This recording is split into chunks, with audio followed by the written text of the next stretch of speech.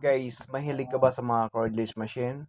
Panoorin mo ang buong video na 'to at sasabihin ko sa inyo kung magkano 'to at kung gaano kahalaga 'pag mayroon ka nito. Hello guys, magandang araw. Ngayon guys, since may project tayo, may bibilhin tayo isang pinakamahalagang machine at ipapakita ko sa inyo kung gaano siya kahalaga ngayon. Okay? So ang bibili natin is ang Makita hammer drill with demolition hammer na cordless, no?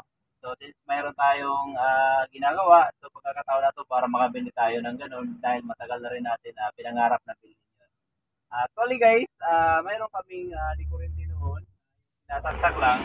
Kaso lang nung bumaha dito sa Hong Kong na anod, kaya pagkakataon na rin natin na makabili ng cordless. No, dahil na anod na yun. Okay. So ngayon ay hindi po tayo pupunta sa aking kaibigan. Bali, ang bibilhin natin ng machine ngayon, yung pagbibilhan natin is dito sa malaking shop dito sa Hong Kong din na kaibigan din namin. Pero, kumbaga, medyo kaibigan lang. Okay. So mamaya papakita ko sa inyo kung magkano yung presyo at kung paano siya gamitin at kung anong klaseng machine siya guys. Okay, tara let's! So guys, andito na tayo sa mismong shop. No? Ang shop na ito guys, isa to sa pinakamalaking shop dito sa Hong Kong. No? Which is ito is located dito po sa Yunlong New Directorate. Okay? So dito kasi guys, dahil malaki silang shop, ay hindi po dito hindi po lahat ng mga machine ay naka-display. Kumbaga, pag itatanong mo lang kung anong kailangan mong machine, saka lang nila ibibigay sa'yo. Okay? So ngayon guys, bababa na tayo at tatanungin natin at excited na rin akong may pakita sa inyo yung machine na yun. Tara!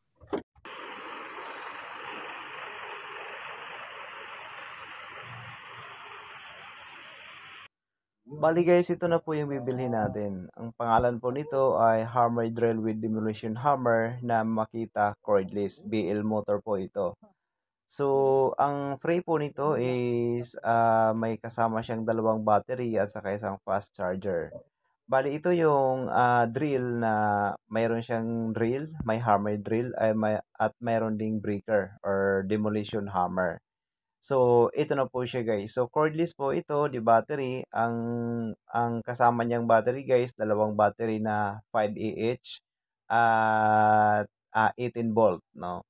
So, ang gusto ko sa machine na 'to guys, dahil maiksi lang siya. So, kumbaga very convenient siya kung dadalhin mo like 'pag nag-i-install ka ng aircon or ano yung ini-install mo lalo sa mga walling, ay hindi siya gaano kabigat pero sulit na sulit po ito.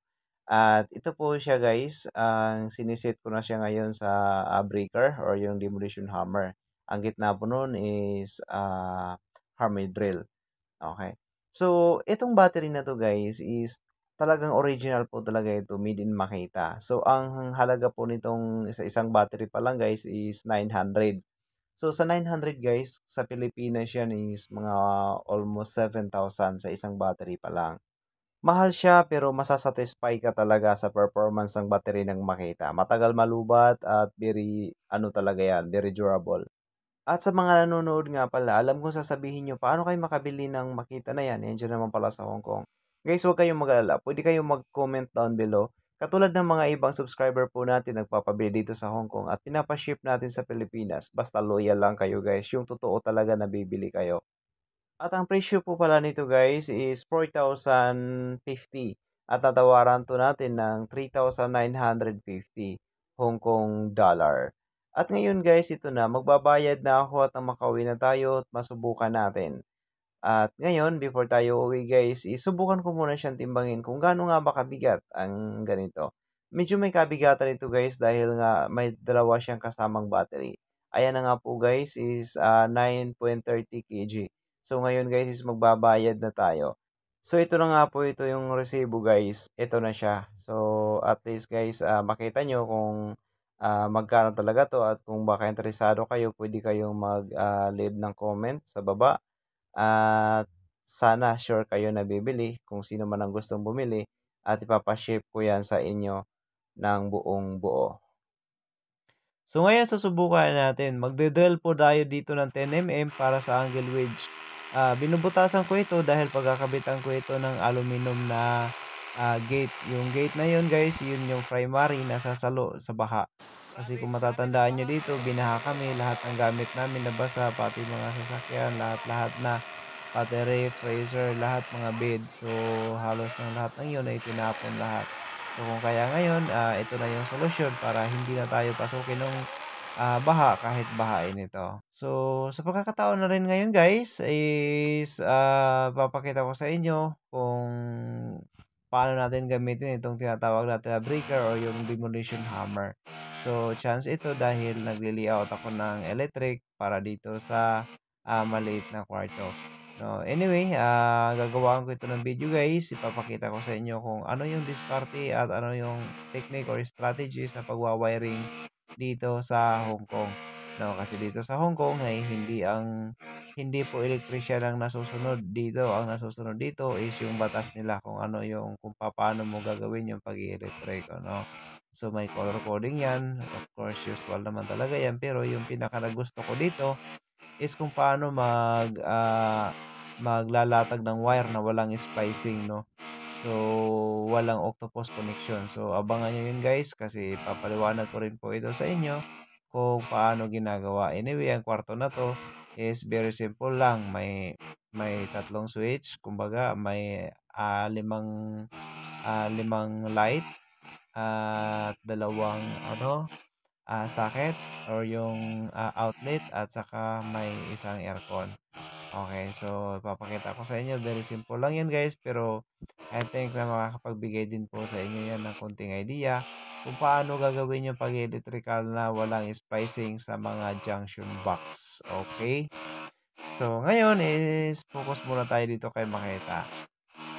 So guys, kung makikita niyo, yung itong binabasag ko na 'to, hina-hammer ko na ito guys is hindi po ito, hollow block 'no. Kung hollow block 'yan, 'di mas madali sana. Kaso itong, bine-break ko is ano po ito guys, yung AEC na brakes. Ito yung brakes na parang concrete brakes talaga. Yan yung ginagamit dito sa Hong Kong na brakes. Anyway, maglalabas din ako ng video yan kung paano ginagawa ang pag-file niyan. Matibay ba yan, sulit ba yan, no? So, yan ang ginagamit dito. Walang hollow block po dito. So, yan. Focus tayo kay Makita, di ba? Nakikita niyo na si Makita ngayon.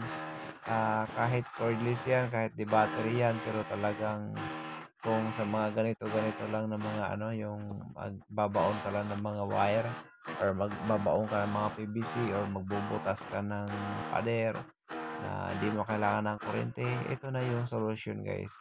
Although may kamahalan pero wag nyo nang isipin yung presyo, ang isipin nyo yung convenience kung paano nyo gamitin ito. Kung paano ito nakakatulong sa inyo, nakakapagpadali ng trabaho, di ba?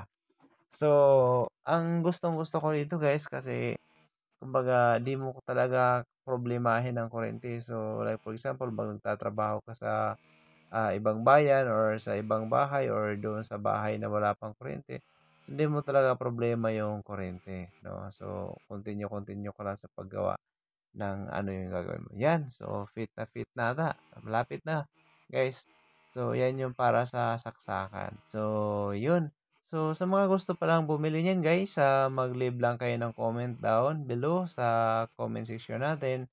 At wag na kayong magtanong ng price kasi yung prices andyan naman sa video na yan. Panoorin nyo na lang. No? So, kung gusto nyo, ipapadala natin yan sa inyo through door to door. Anyway guys, wala akong dagdag na dyan, wala akong hinihingi na dagdag bayad dyan. Kung ano yung nakalagay sa resibo, yun lang yung babayaran nyo sa akin.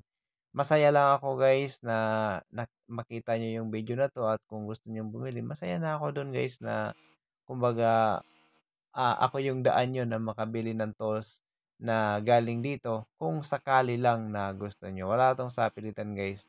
Just like doon sa mga ibang subscriber talaga na very interesado sila sa ganito, sa ganitong machine. So, yun, pinapadala natin sa kanila.